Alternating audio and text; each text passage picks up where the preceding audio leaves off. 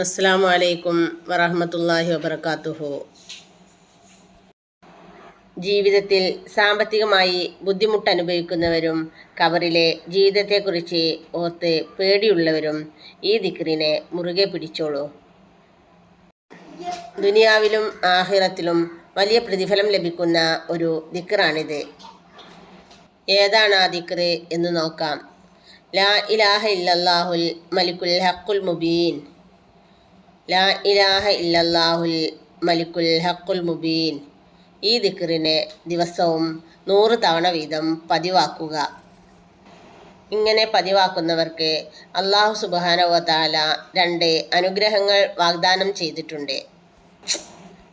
അതിലൊന്ന്, അവന് ജീവിതത്തിൽ ഒരിക്കലും ദാരിദ്ര്യം അനുഭവിക്കേണ്ടി വരില്ല. രണ്ടാമത്, അവൻ്റെ ഖബറിലെ ചോദ്യം ചെയ്യൽ ലഘൂകരിക്കപ്പെടും. വളരെ ചെറിയ ഈ ദിക്റിനെ ദിവസവും പതിവാക്കുവാൻ അല്ലാഹു സുബ്ഹാനഹു വ തആല നമുക്ക് ഭാഗ്യം നൽകുമാറാകട്ടെ. ആമീൻ.